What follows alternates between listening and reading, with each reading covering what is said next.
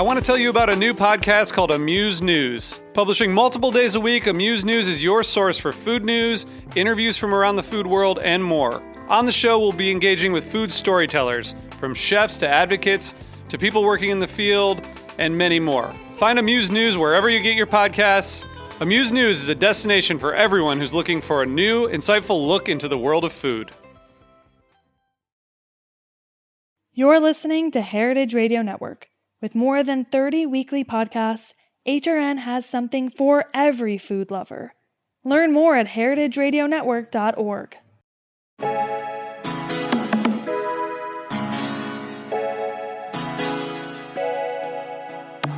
Hi, I'm your host Eli Sussman, and welcome to a special episode of The Line. Today, you'll hear the audio recording of a live event I recently hosted called Lessons Learned: Tales from Small Business Owners. The event featured captivating stories from 4 business owners who shared their personal story in the restaurant business. In between each speaker, I've shared a few stories of my own. The event took place at the Tillet Showroom in New York City in October of 2022. Special thanks goes out to the event partner TD Bank and our hosts, the founder of Tillet, Jenny and Alex, and of course, our storytellers. The first small business storyteller you will hear is Eric Wang, chef and owner of Pecking House in Brooklyn. An 11 Madison Park alum, the pandemic caused Eric to re-examine his career and led him to start a fried chicken pop-up. He found that fried chicken made him rethink everything, and that his own restaurant opening has led him to pursue a different model and mindset in terms of employment, teamwork, and hospitality. Johnny Sparrow of Bar Sparrow in Washington, D.C., told the story of finally opening his Georgetown restaurant, Reverie. But after finally opening and even receiving a Michelin star, he had to face the devastation and shock when awoken in the middle of the night by a 4 a.m. phone call as he rushed to his restaurant to find that it had completely burned down. Difficult to fully deconstruct in only a short period, he gives us a glimpse into his psyche of how he's navigating such a complex and emotional road back to reopening. Jahaira Gonzalez of Pop and Pour in Washington Heights spoke about her business surviving the pandemic. Her strength came from her ability to find positives even in the face of mounting adversity. She talks about making sure to do your research before making decisions, being flexible at all times, understanding sacrifices you may need to make, and to lean on others for help when needed. Closing out the evening was Buddy the Bar's Claire Sprouse, who owned the just recently closed Hunky Dory in Crown Heights, Brooklyn. Although she built a beautiful community restaurant that received many accolades, the timing of the pandemic and the need to prioritize her personal life helped her make the almost impossible decision to permanently close the restaurant. In her first time speaking publicly about the closing, Claire speaks about coming to the decision to close and cautions that anyone considering the restaurant industry should take a deep look at what they really want to do before truly jumping in. Every restaurant is filled with stories of failure, success, and everything in between. The Line has always been about chefs and owners sharing their own stories, and I'm honored to bring these 4 stories to you today. Now, on to the episode. Thank you so much, and thanks everyone for coming. So, of course, tonight is all about storytelling, and that's what my podcast is about. The Line is a opportunity for chefs and restaurant owners to, in a long format, talk about the trajectory of their career. So it's a one-on-one interview with me, and basically the reason that I started it was because I left my chef job to open my own business, and I didn't know what I was doing.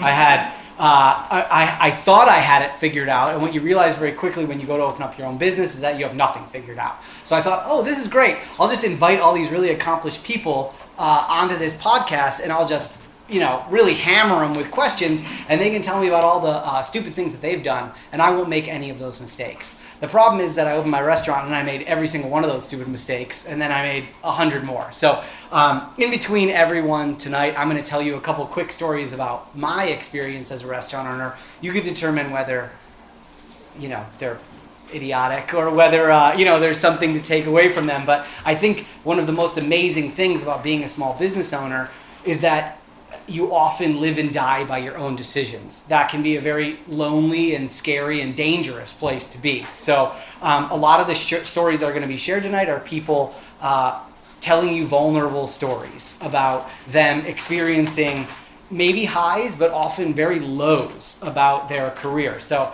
it's exciting to have an amazing group of storytellers with us tonight, and sharing some of, maybe the most tumultuous aspects of their professional careers. And as we know, when people work in the hospitality industry, your professional career is your personal life as well. So these aren't just their careers, this is their lives. They are fully intertwined. So a quick story, and then we're going to start with our first official storyteller.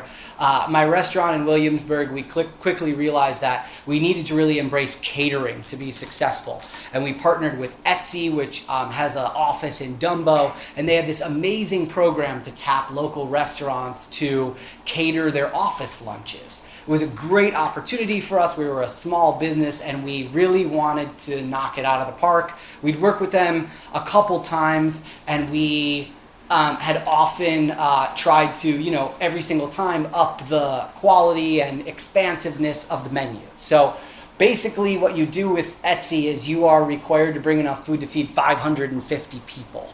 Okay, so they have a cafeteria in their office, and boom, you bring the food, everyone walks in, they have 4 lines, like hot lines in a cafeteria, they grab plates, and those people, they mob it. It's free lunch, right? So they go crazy. So you spend about 3 days prepping before in the restaurant, and then you bring all the food over, right? So after a very long day of opening and closing the restaurant, I had left one of our team there to finish cooking all the chicken, cutting it and cooling it in the walk-in, all right? 400 pounds of chicken for 550 people, and about 1,000 pounds of other things, rice and some greens. So we felt good. I went to bed, and at about 5 in the morning, I woke up and I thought, you know what? I should just head over to the restaurant. And I opened up the walk-in, and I was hit with that funky smell of something being wrong, right? So when you cool chicken improperly, when you put hot chicken on top of warm chicken and you stack it in a Lexan and a Cambro, things don't cool properly. And what it smells like is terrible. It smells like farts. And so I knew that something was wrong. So I went out to the back alley and I said every curse word that could possibly exist. And then I came back into the restaurant, and my brother, who is my business partner, I called him, and he only lived a couple blocks away, and I said, you got to get over here. We got to figure out what to do. And he walked in, and I said, what are we going to do? We got to call him. We got to cancel. And he said, we're not going to cancel. We need this. We need this income, and we need to deliver, or else they're never going to call us again. So what did we do? He said, fire up the ovens. Cook all the chicken that we have. So we were very, very lucky that the day prior we had gotten our chicken delivery to marinate it, right? So we actually had the product there. The problem was we had 400 pounds of raw chicken sitting next to 400 pounds of cooked chicken. So it was just the two of us, and we kicked it into gear, and over the next 30 minutes, 2 more people came in. An hour later, 2 more people came in, and we cooked 400 pounds of chicken. I called our contact at Etsy and I said, lunch is gonna be late, but I promise it's gonna be delicious. And I took my little beater Prius, and we threw cooked chicken in the back of it in about 150 pound batches. And we sent someone in a cab over to Etsy, and we ran chicken in 3 rounds over to Etsy. Were they happy? They were okay about it. They liked the ingenuity of us delivering the meal. But the takeaway that I have is that, every problem has a solution. Every terrible thing that happens inside of a restaurant you have a choice. There's a fork in the road. Do I crumble in a ball and cry and say, I've just lost my $12,000 catering and this month is shot? Or do I say, let's try to make something happen? So we made it work. We did as good of a job as we could do in that situation, and they let us come back. And that was the key to, solving that problem. It also teaches you a lot about how to present yourself to your employees when they come through the door. If you're frantic and you throw the blame at somebody else, you've probably lost the catering, lost an employee, and you've probably lost your control over the environment. So it was a big learning experience for me, looking to my brother as not only a partner, but someone with more experience on how to deal with that situation. So we turned a negative into a positive. And I think that if you can do that 50-60% of the time in the restaurant, you can keep the doors open and keep the lights on. So we're going to bring up our first storyteller right now. Eric, come on up.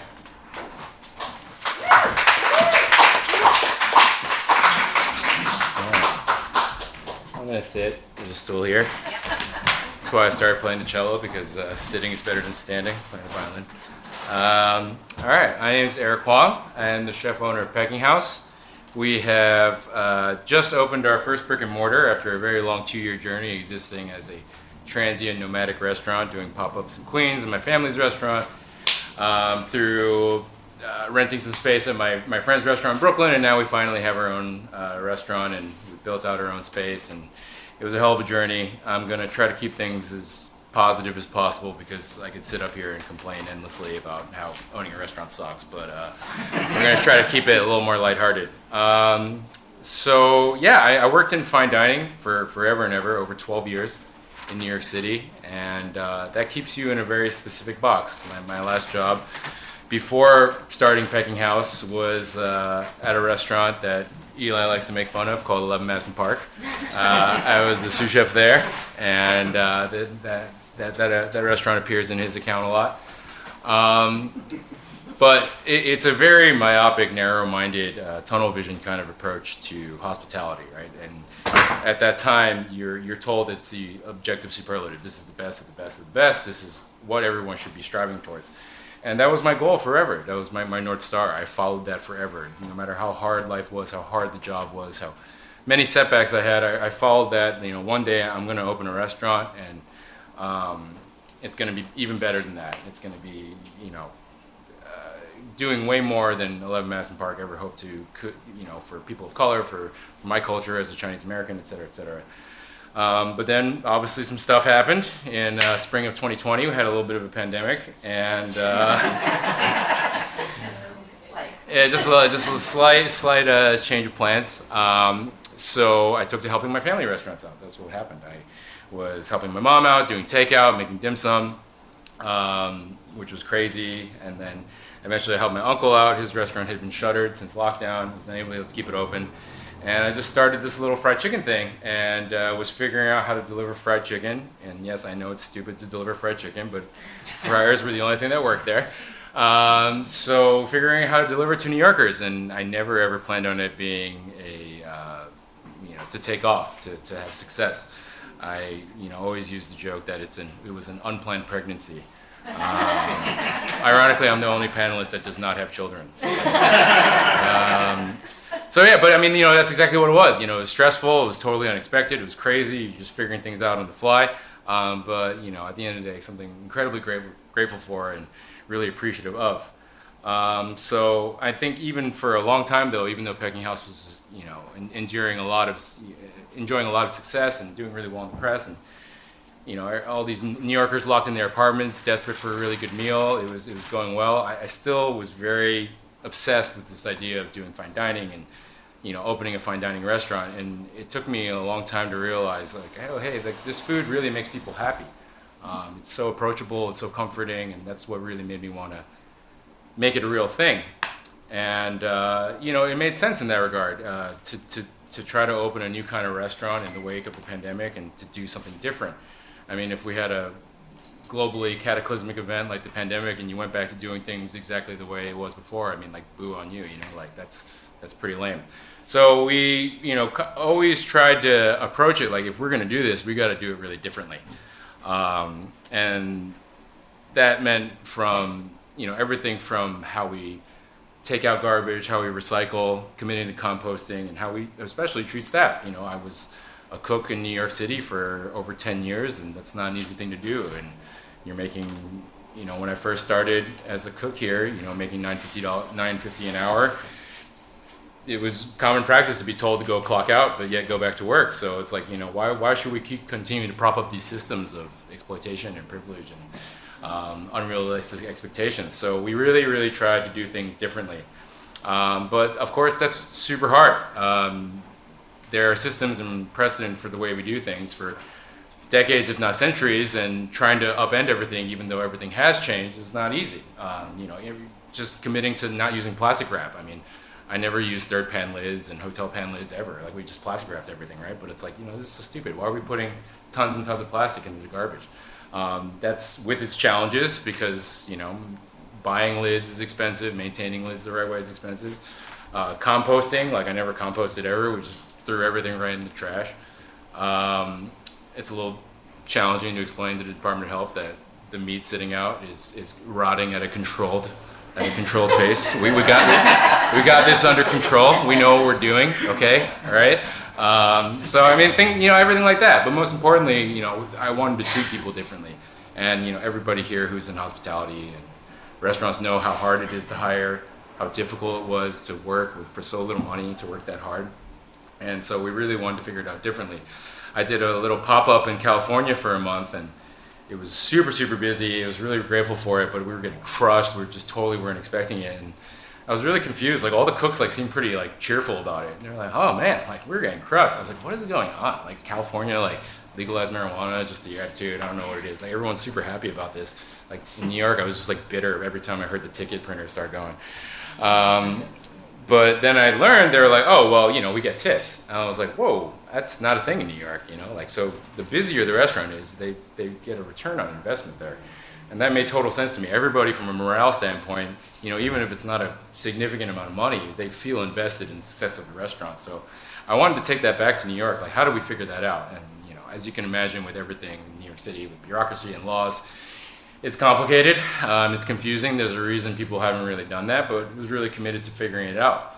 Everybody here who has professionally cooked, it sucks to take home $10 an hour while servers are counting stacks of gold at the pass, and you're sucking down degreaser at the stove. So that's not a really pleasant exercise in humanity. So we really wanted to figure that out, and turns out if you pay everybody minimum wage and you structure things in a certain way, you can share the tip pool around everyone. And I didn't know how that was going to work, but after a couple of weeks, we realized, hey, this is great for everyone. Everyone's contributing. Everyone's part of the tip pool. Everyone does super well, and everyone's making over $22, $23 an hour.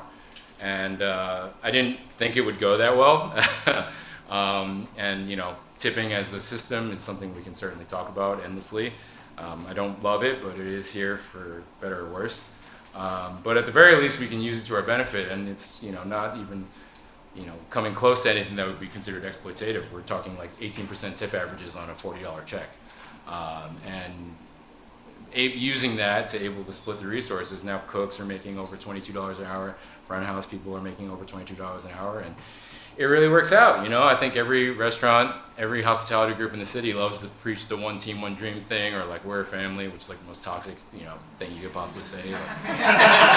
What you're basically saying is oh, we all have undiagnosed mental health problems and you gotta suck it up. I very much strive to avoid that term family, but it is a team. Everyone's invested in the success of the restaurant. If it's busy, the cooks do well. If it's busy, the dining room team does well. And there's no oh, this is my job, this is your job. Everyone's hauling trash, everyone's cleaning bathrooms. It's just completely changes the mindset of how you approach a restaurant and how you approach this collaborative teamwork environment. And I wish I could say I knew it was gonna go that well, and I totally knew. It was great. But I had no idea it was gonna work out as well as it did. But it's not even just from a financial perspective, from a morale and attitude mindset, it's been so amazing. And as I'm sure everyone here can talk about, there's a lot of really hard parts about owning a restaurant, a lot of failures, a lot of personal mistakes. A restaurant, the build out went over budget how many times they have to go back to the bank for money, go back to the investors for money. That stuff hurts so bad. But these little victories and these things that go well, I think we all have to really appreciate when things work out and your ingenuity and taking a leap of faith on something and having it work out. And that's by no means easy, but I think it's worthwhile to commit to doing something differently, especially in the wake of something that completely upended our industry. So I'm very grateful to say that Pecking House is doing well in that regard. And I never planned on being a fried chicken chef, but here we are.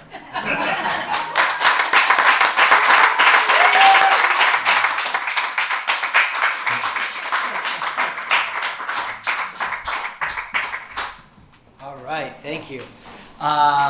We're going to bring up our next storyteller. Tira? Yeah. Hi, my name is Jahira Gonzalez, and I own Pub and Pour Wine Bar. We're located on 200 Dyckman Street. That's in the Inwood area, or all the way uptown. So let me tell you how this happened. My original concept or my original idea was not even a restaurant. It was a wine boutique. It was AKA a liquor store. So, I do all my due diligence. I do my research. I talk to whoever I can talk to. And this was about 2015. And in 2017, I decided, okay, you know what? I'm ready. I'm going to do this. I found my space. I fell in love with it.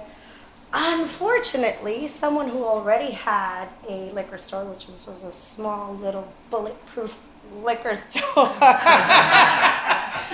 decided that they wanted to oppose us opening. Fine, it's fine. You know what?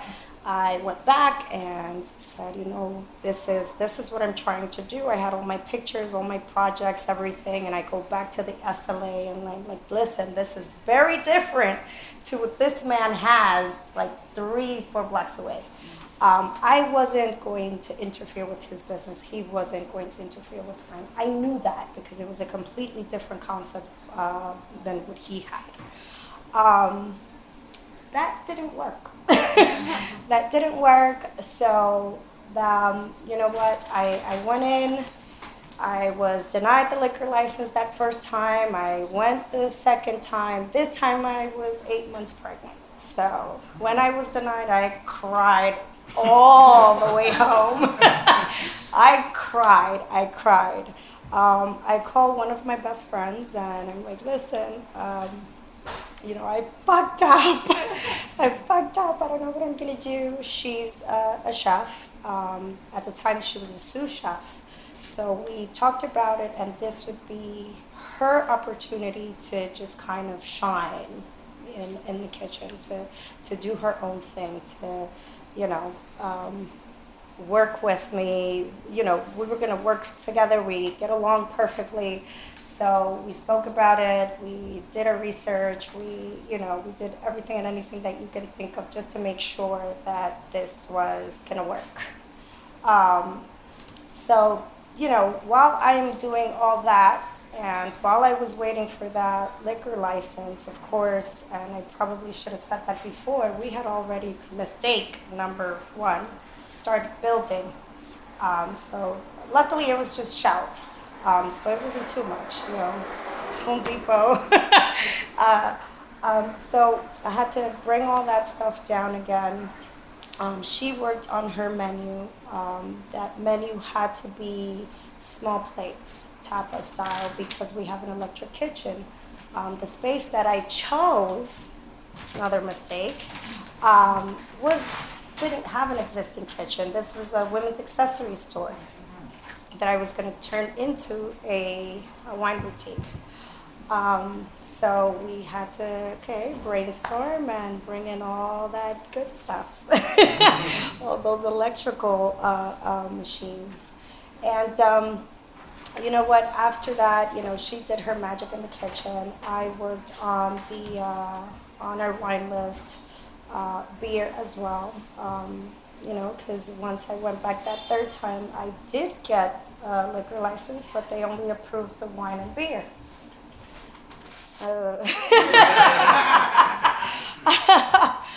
If anyone is familiar with the Dyckman area, it's very active. It's a party area, not too many people really go for wine.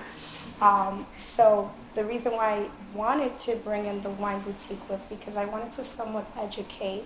And I knew that there was that crowd. I know it's still there. It's still there.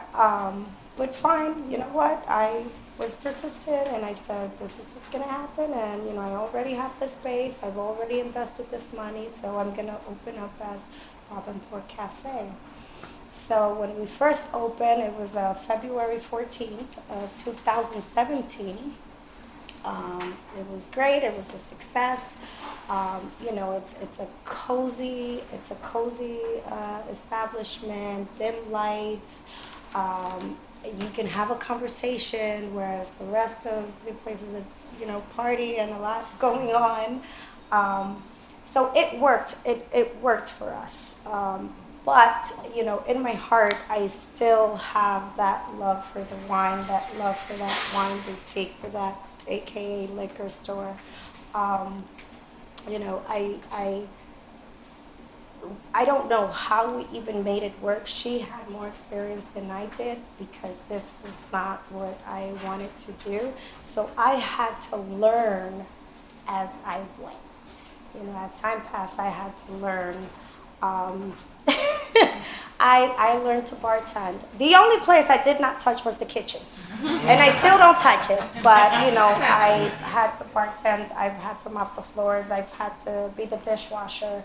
I've had to be everything and anything that you can think of in that place. But I love it, and it did make me stronger. I feel that after this, it's a very hard industry, so after this, I feel like I can take on whatever. Just bring it on. Bring it on. I can do it. I am blessed, though. Then, like most of us in the industry, I was hit with COVID, of course, and I lost people. I lost employees. And it kind of just set me back a couple of years. When COVID came to, I don't even know what word to use for it. It was my third year, 2020. So that's when I was seeing a little bit of a little air. I was breathing. I was, things were different. But like I said, it set me back. So I felt like I had to kind of start over. That was depressing. And I went through my ups and downs. I went to therapy. That helped. That helped. But today, you know what? We were able to overcome all that, and I see things going forward. And I'm very happy to be here. Very blessed. I don't think I would change anything because, like I said, it's made me much, much stronger.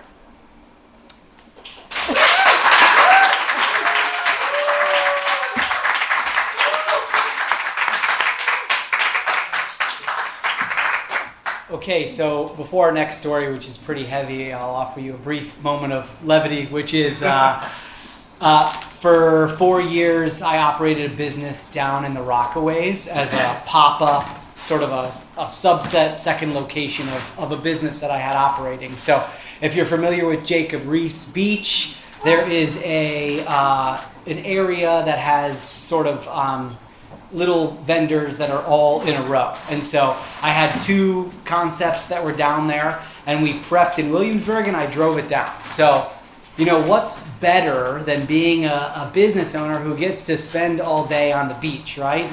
Where my head was at is, all right, I get up at 9 in the morning, I pick up the prep at the restaurant, I'm down at the beach by 11, toes in the sand by 11:30, maybe I get a frozen drink from the bar and, answer some emails. So I'm heading down to the beach, bringing down prep for both restaurants. So my car is fully loaded, and I've got chili for my Coney Island concept. I've got pickled vegetables for my Middle Eastern Mediterranean concept.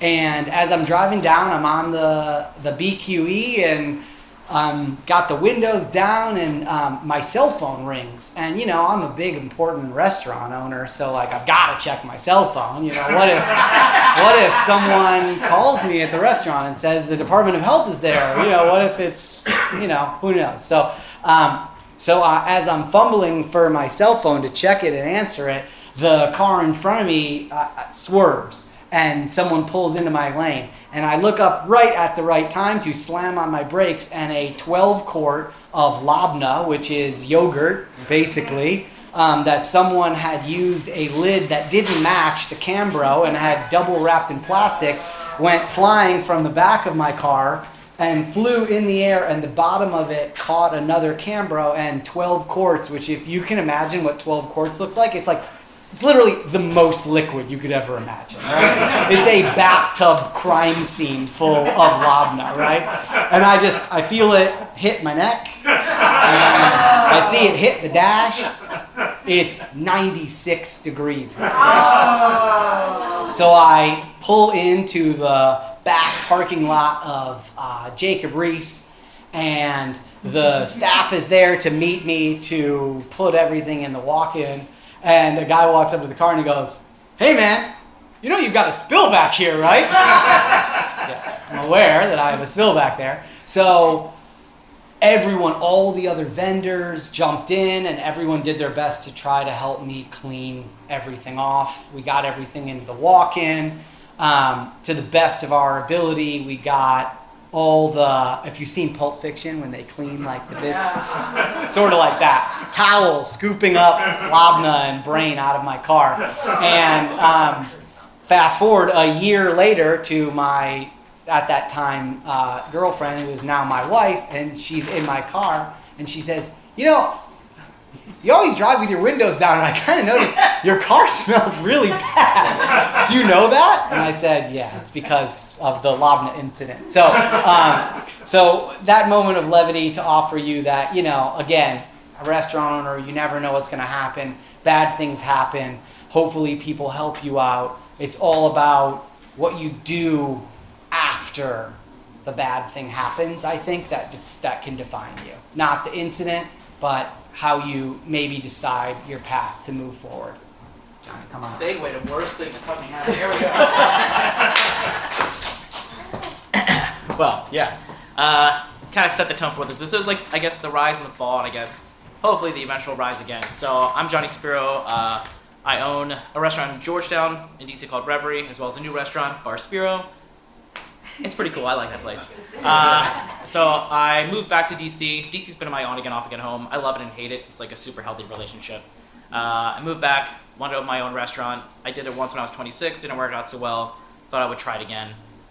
Opened it in 2018, October 6th. October 16th, my daughter was born. So like, I'm really good at timing that stuff out because I just did it again. Year like whatever, you know, pandemic happened. I had another baby. And then I have a 3-week-old at home right now. So I know where babies come from now. And it's kind of nuts. So we're stopping there. But we opened the restaurant. I had partners, and they are no longer partners anymore. You know, it was a struggle from day one. Everyone knows opening a restaurant is terribly difficult to find your voice. And after a year, you know, it was basically like a wash. We had lost some money, and we're like, okay, if we're going to fail, let's do it the way we want to do it. We're going to, you know, just do tasting menu, just do 100% seafood, be the restaurant we want to be. And then the pandemic happened. And they're like, great, we're gonna do burgers, and that's how we're gonna get by. Made it through pandemic, went back to doing tasting menus. We went through so many different things just to keep our staff paid, to keep my family paid, to keep, you know, my wife and family healthy at home. And we don't go into that, we don't have enough time for that shit. But, you know, this year was it 2022, we were pushing really hard. We have like an amazing staff. Our goal was never to, you know, we never went for accolades or anything like that. It was like, let's just have fun. Let's cook the food we want to cook and have a good time. And we got a Michelin star for that, so that was dope. And then that was when we saw the reservations tick up. We're like, oh shit, we're not losing money every month anymore. I can like pay my bills and paying rent on time. I'm like, this is great. Like our projections were like, oh, we're actually gonna make money. My investors aren't gonna like hound me for losing money every year. It's like, all right, cool. Let's keep going. So like for 3 months, we were just busier than we ever had been. It was like the healthiest the restaurant ever been. Our cooks were getting paid. Our servers were getting paid. I was able to pay myself. My wife liked that. And it just seemed like we had gotten kicked in the teeth so many times for the past like three years that it was finally our time to like succeed, and like we can kind of, you know, put our head up, get a little air, breathe, and keep going. Thursday night in August, I leave the restaurant around midnight. We had just moved out to the burbs, so it takes me like 30 minutes to get home. I get home to my wife, who is super pregnant at this point, who's like still up waiting for me because she just wants to see me because she never sees me anyway. My other 2 kids are asleep. I finally get to bed around like 1:30, and then I hear my phone buzzing around 4, thinking it was, you know, I do all of our restaurant social media, so sometimes I forget to turn that shit off. I'm like, someone's just sliding into my DMs, we'll just let it go. And it keeps going and going and going. And I look, and it's 4 o'clock in the morning, and it's a text from my upstairs neighbor. Reverie is down an alleyway in Georgetown off of a one-way street where it's the only way I could afford to open a restaurant in DC was literally in the back of a building. And our neighbor upstairs is like, hey, just wanted to let you know. This was also like the most casual of text messages. He's like, hey, I think there's a fire downstairs. We don't know if it's from your space, but I'll keep you posted. And I was like, okay, great. But I see the 30 other missed calls from the fire department, my landlord, and all the other tenants in the space. And I get the call, I grab it, and they're like, Johnny, there was a fire in your space. You got to get here. I was like, okay. So I throw on, I'm like blind, throw on my contacts, shoes, whatever, and it took me about 45 minutes to get to the restaurant. I got there in 15. And I'm just playing through my head, like, what happened? I left there 4 hours ago. What's going on? And I get into the space, and literally nothing stands. Everything's destroyed. So in a matter of 3 hours, I lost everything, like all my personal belongings, because I basically lived in that restaurant. The picture of like all my, like the pictures I had of my family, of my daughter. My daughter was was raised in that restaurant. She's born 10 days later. Nothing was salvageable.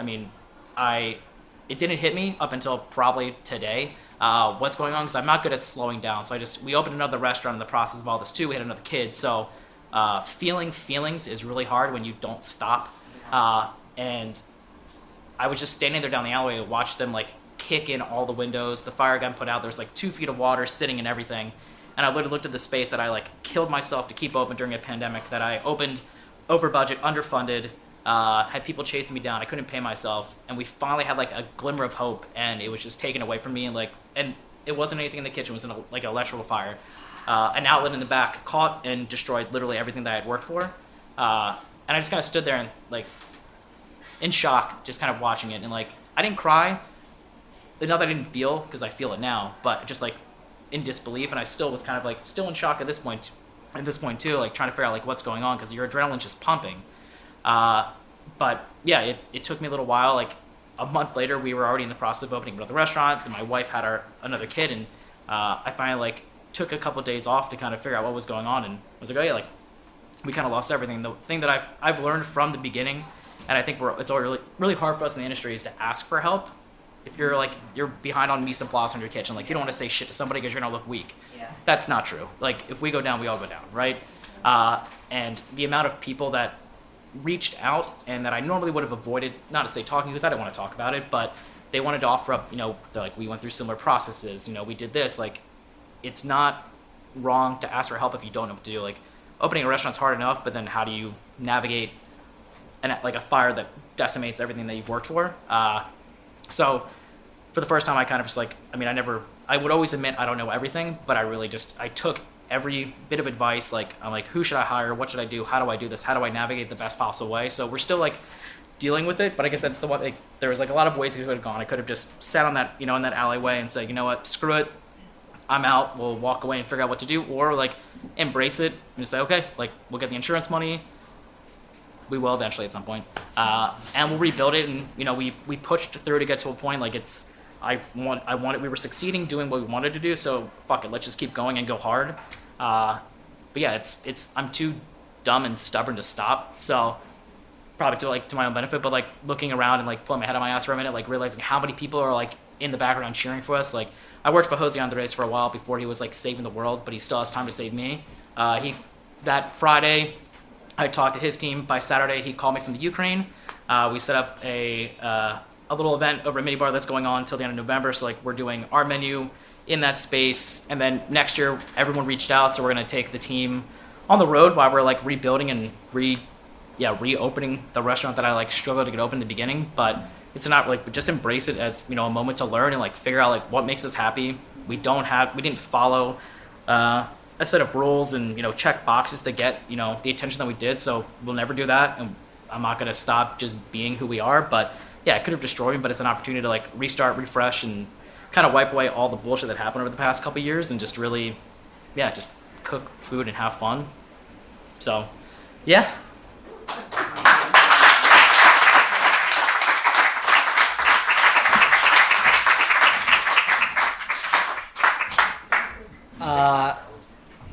A word on second acts. So I had a restaurant in Williamsburg, and COVID happened, and unfortunately, it became very clear that I wasn't going to be able to come to terms with my landlord and that I was going to have to close that space.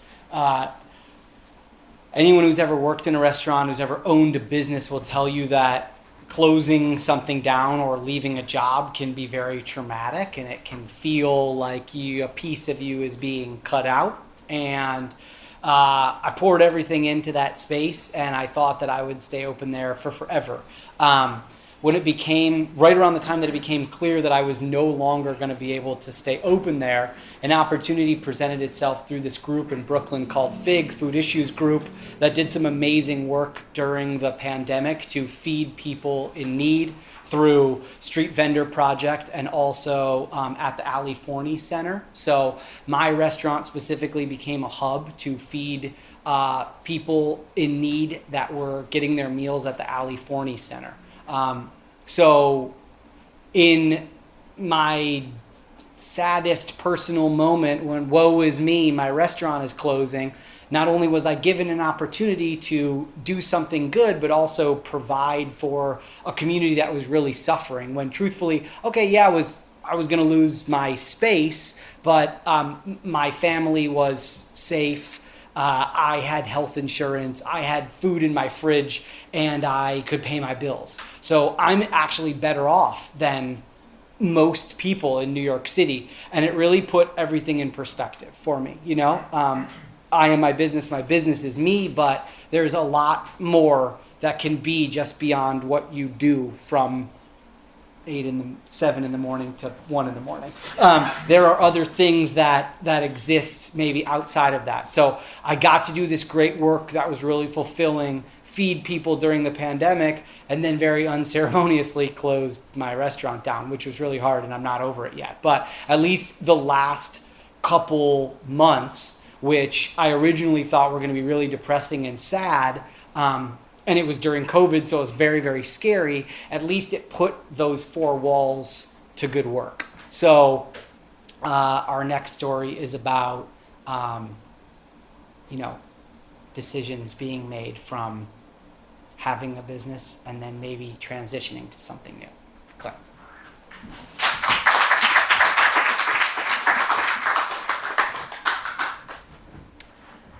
I'm going to read from my phone because I have a lot of feelings and words that are associated with this topic, and I have actually never spoken about it in public or to really anyone other than my mom and my partner, but I'm like already crying. So I also wrote this on the subway here. So, one lesson I learned that I've still not learned is not to do things by the seat of your pants, but here we are. So my name is Claire Sprouse. Hunky Dory was an all-day bar and restaurant in Crown Heights, Brooklyn. For those of you who aren't familiar with Hunky or myself, a quick spoiler alert to this story is that I closed our doors last year in October of 2021. It was just 3 years prior, in 2018, that I had signed a 12-year lease at 747 Franklin Avenue in Brooklyn.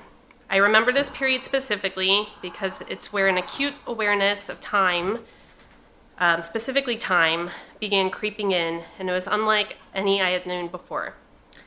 Leases are funny things. You fight tooth and nail for them, pay top dollar for the lawyers and for the deposits, despite the ultimately temporary nature of them.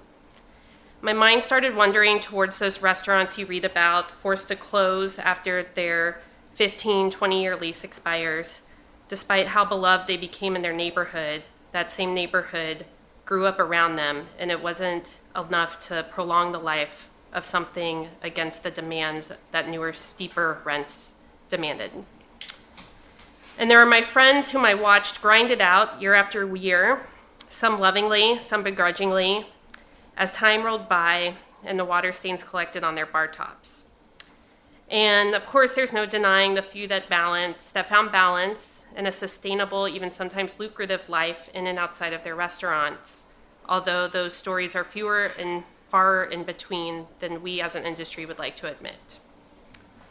Perhaps it was my Saturn returns at that time, but the cold reality of seeing this 12-year lease commitment articulated so clearly in writing, along with the escalating rent, got me thinking, what would my life look like during, at the end, and after those 12 years?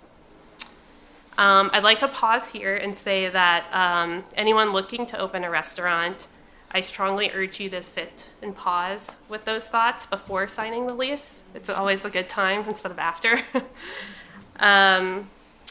It'll save you a lot of toe in and toe out inner turmoil throughout the years to follow.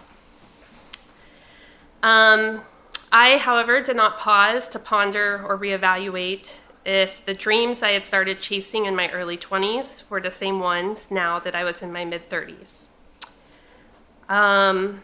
In fact, I had already signed the lease as soon as the lawyer passed it my way and was well on my way to picking out paint samples at Home Depot before the ink was even dry on that personal guarantee. After a quick 2-month flip of the space, which included a never-to-be-completed novice tiling job, Hunky Dory opened on January 1st, 2019.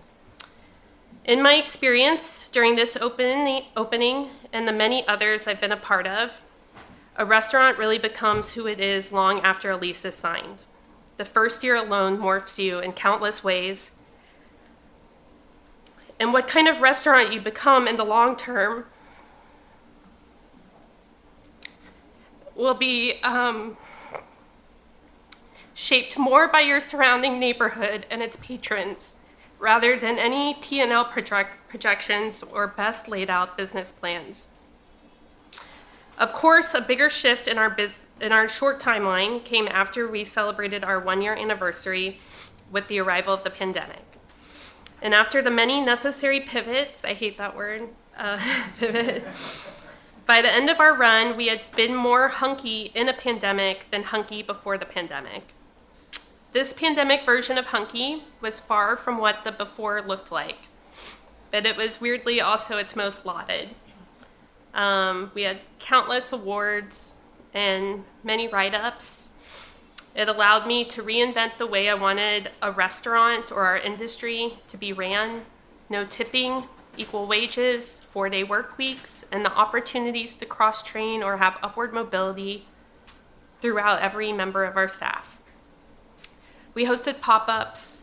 We built community. I gave so much to our community without really saving anything for myself. Both versions of Hunky were beautiful in their own ways. The community that was created there, like I said, did not come at a cost. My partner, who also owned a restaurant, actually 2 restaurants, we met up one night in year 2 of the pandemic.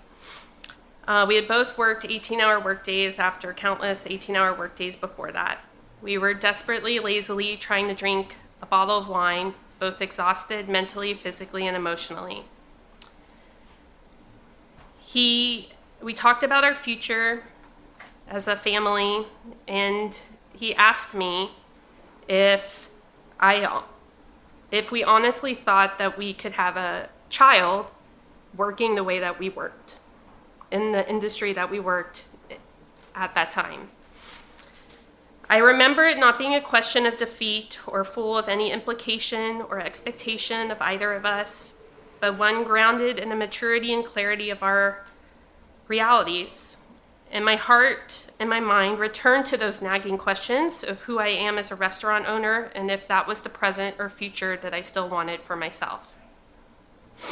A few months later, I decided to close Hunky, but not without much more inner turmoil. In my 20-year hospitality career, I had built a reputation that I had truly valued, one built on sustainability, one on ethics, one on honor. I was never the person to put in their notice before a year at a place. I always covered people's shifts. And I called a friend that day because I had a lot of turmoil about not being able to repay my investor. Another lesson, don't have your investor be your ex-boyfriend.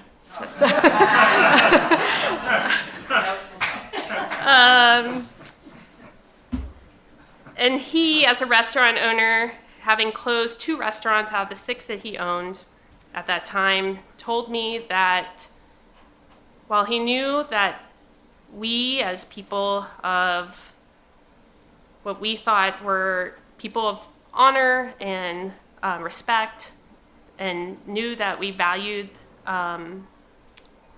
those investments and those stakeholders in our restaurant relationships, but that you can only do so much in a pandemic. And at the end of the day, you have to choose yourself. I announced us closing at the end of October.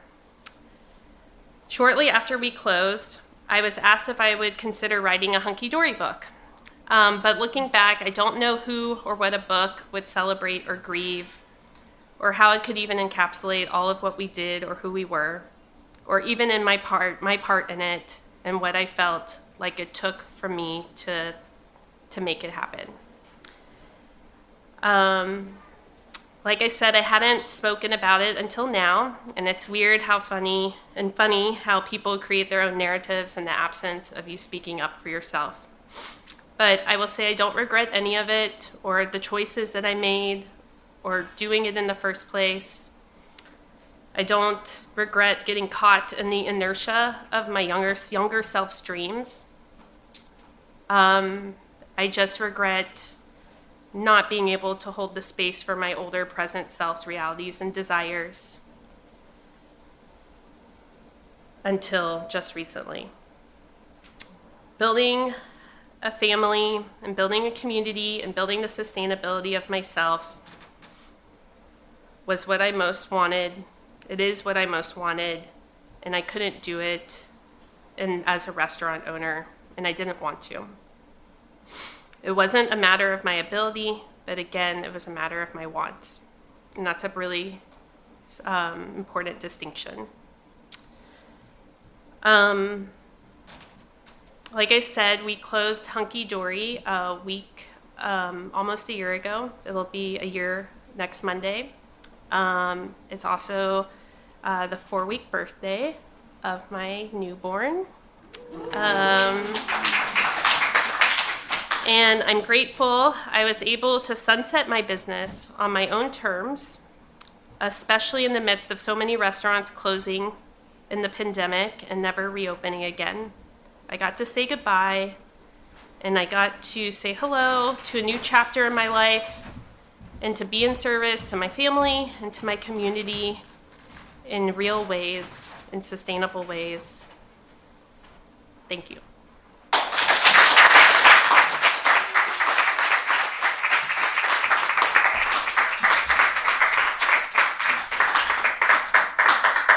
Thank you, Claire, for sharing that. One more big round of applause for all of our storytellers.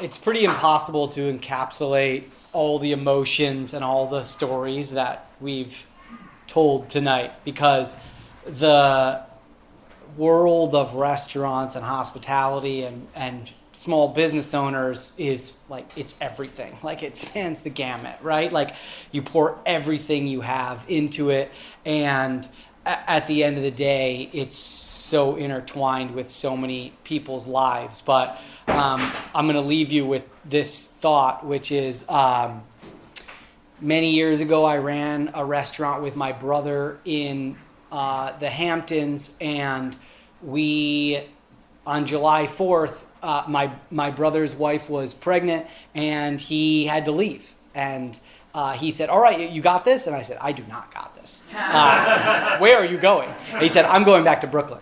And so I was left with this enormous restaurant with a lot of people that were relying on me to lead them, and I wasn't ready.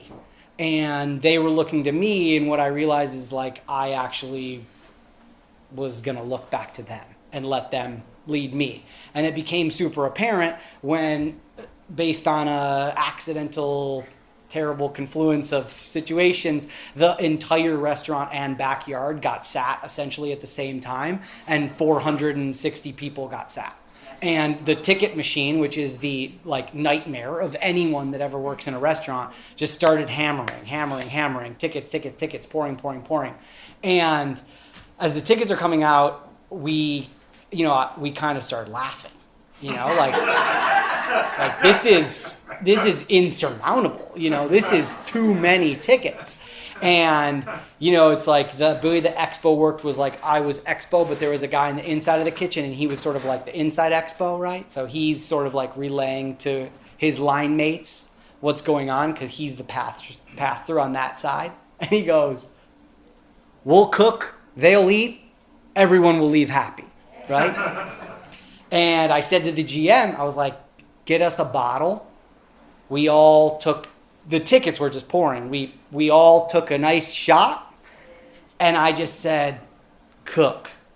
And everyone, whatever was coming off their station, they just made it, which is like obviously the exact opposite of what you're supposed to do, right? Like, so the guy on grill just like cooked chickens and steaks and threw them in the window, and pizza threw stuff in the window. But I think what's so amazing about restaurants is that, you've got people here that are like at the top, right? And they're sharing their stories. But the fabric of the restaurant is really everybody that's there and everyone together. And so it's really, you're only as good as everyone that is there around you. So whether or not you open or close or reopen or whatever it might be, if it's your idea or not your idea, you have to rely on other people. And there's a million lessons to be learned along the way when you're at the top and when you're the leader. And a lot of those lessons you learn from everyone else around you at the restaurant. And I think that's what's so cool about this event is that we've all heard stories from so many different people and they've shared their story. And hopefully it's been, entertaining, but also I hope that you've taken something away from these stories, whether you're a small business owner or not. And when people are listening to this podcast, you're going to take things away from all these stories, and you're going to realize that these like really serious emotional moments that happen for these people, like they're sharing them because it was cathartic, hopefully for them, but also because like in this industry, we're like a giving industry. All we do is give. So what they're doing is sharing a part of themselves so that hopefully someone that comes afterwards can learn something from it. So I hope you enjoyed this HRN storytelling event. I hope you learned something. I hope you took something away from it. And thank you so much for everyone for sharing your stories, because that is really hard. And all these stories were intense and very personal. And that is what it is to, be a small business owner. It is intense and it is personal and it is unbelievably hard. So kudos for sharing your story, and thank you all for listening and being here. Thank you.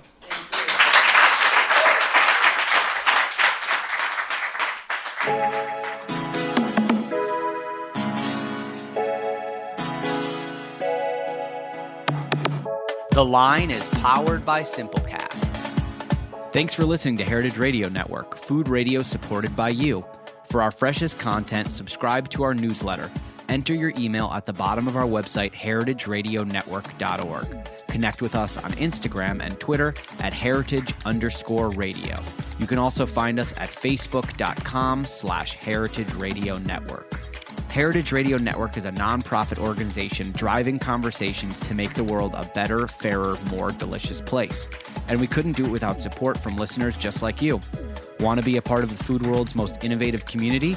Subscribe to the shows you like, tell your friends, and please join the HRN family by becoming a member. Just click on the beating heart at the top right of our homepage. Thanks for listening.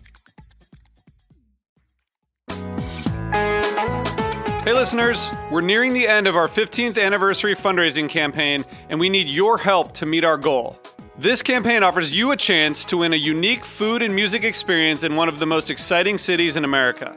Here's how it works.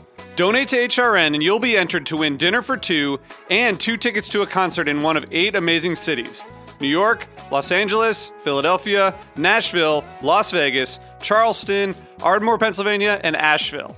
All donations support our work educating food system storytellers.